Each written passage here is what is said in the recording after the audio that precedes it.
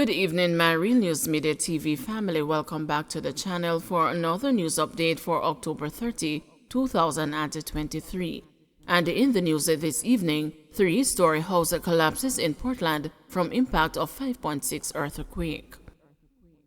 A three-story concrete house in Portland collapsed from the impact of the earthquake that hit this morning. The 5.6 magnitude earthquake, which rocked Jamaica at approximately 10:57 a.m., caused significant damage to the house in Content Hope Bay as the entire first floor crumbled. The couple who occupied the house shared that they had an hour escape as they went to Kingston over the weekend to visit relatives. The earthquake also impacted several roadways due to landslides, and the office of the Portland Municipal Corporation suffered structural damage. While over in St. Thomas, at least one family is homeless in the aftermath of the 5.6 magnitude earthquake that rocked Jamaica on Monday morning. The family's house, located in the community of Ramble, collapsed during the quake. Member of Parliament for St. Thomas Western, James Robertson, is reportedly offering them assistance. Monday's earthquake caused a number of minor landslides in St. Thomas. The Mahoganyville to Mavis Bank Road has been reduced to a single lane, but there is a major landslide along the road between Hagley Gap and Mahoganyville, making it impassable to vehicular traffic. The situation in that area has been compounded by heavy rainfall. Heart NST Trust buildings closed due to damage from earthquake. The Heart NST Trust is advising that all its locations are now closed to the public until further notice. The agency says the closure is as a result of the earthquake that impacted the island this morning, during which its buildings were physically damaged. While the physical locations remain closed, it says online services remain operational and accessible to the public. Members of the public are encouraged to use Heart's online services until full access is restored at the physical locations. The agency says it will advise as soon as a full service is restored. St. Catherine man gets 6 years in prison for scamming American elderly woman. St. Catherine resident Kemar Townsend has been sentenced to 6 years in prison for defrauding an American senior citizen in a sweepstakes scam. The sentencing was handed down by Justice Bertram Morrison in the St. Catherine Circuit Court on Friday after a jury returned a guilty verdict. Townsend was convicted of conspiracy to obtain money by false pretense, engaging in a transaction involving criminal property and the possession of criminal property. He was represented by attorney at law Davian Vassell. The Crown led evidence that in June, Townsend told the 72-year-old complainant that she won US $682 million plus 2 motor cars and US $297,000 in refunds. He told the woman that the money was being held in Jamaica and that the funds would have to be sent for processing.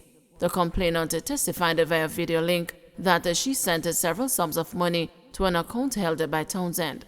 Testimony was given of Townsend withdrawal of the respective sums amounting to US $44,000. In his testimony, Townsend said that he thought the monies were sent to him by his girlfriend in Switzerland. Under cross-examination, he admitted that he didn't tell investigators of any such girlfriend. A jury had retired for 30 minutes and returned a unanimous guilty verdict.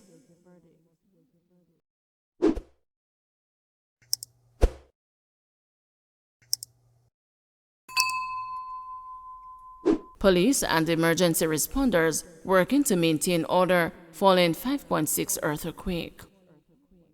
The Jamaica Constabulary Force says it is working closely with other emergency responders to assist the members of the public in the wake of the 5.6 magnitude earthquake that struck the island about 10:57 a.m. today.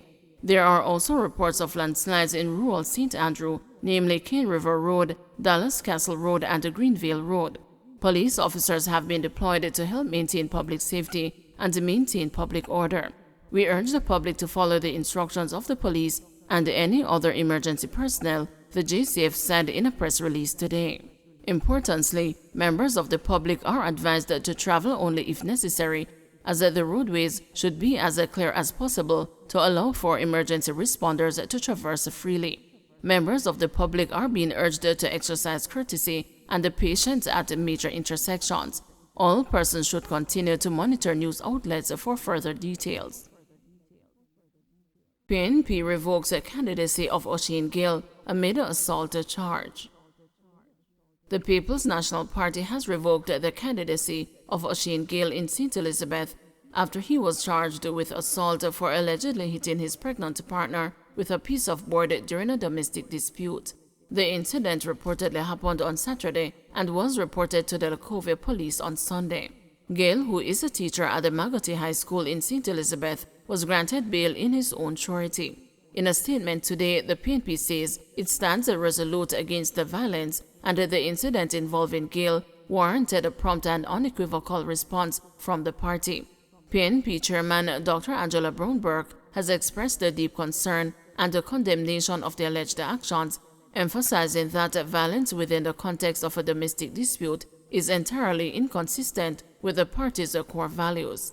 In response to this situation, the PNP has withdrawn Gill's candidacy, underscoring its unswerving dedication to ethical standards and the safeguarding of citizens' rights and dignity.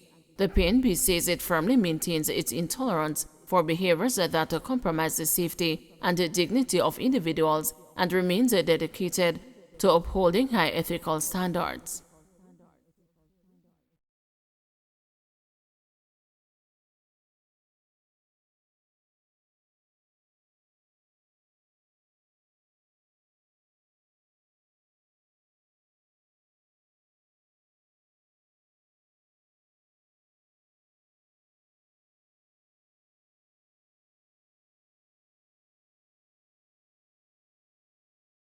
JTA calls for assessment of school buildings following quake. Students in the corporate area and other parts of the island were left rattled by the powerful earth tremor, forcing several schools to close early on Monday.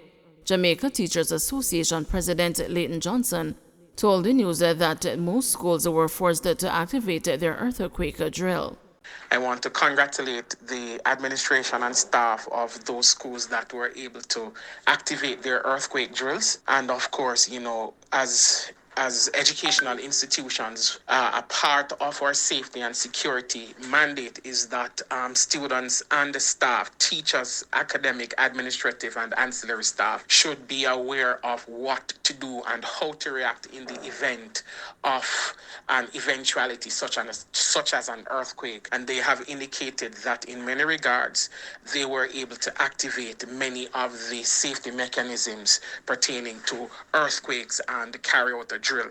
This brings again into sharp focus the safety of our buildings, and some schools did indicate that the fact that they have experienced several earthquakes in recent times, there are aspects of their buildings that have been compromised, which requires the Ministry of Education to do a complete infrastructural audit of the institutions to ensure that as best as possible, the institutions are safe for teaching and learning for our students and our teachers to exist in those environments. There was minor structural damage at Waterford Infant School in St. Catherine. Acting Principal Monique Raymond told the news that the classroom which was damaged was unoccupied at the time of the quake. She said the damage included fractured tiles as well as several cracks along the walls. Dental surgeons take industrial action. Dental surgeons employed to the Ministry of Health and Wellness and the regional health authorities have taken industrial action. This follows a breakdown of negotiations between the Ministries of Health and Finance and the more than 80 doctors represented by the Union of Clerical Administrative and Supervisory Employees. UCASE says negotiations have been ongoing since last year, but the offers made to the dental surgeons are unsatisfactory.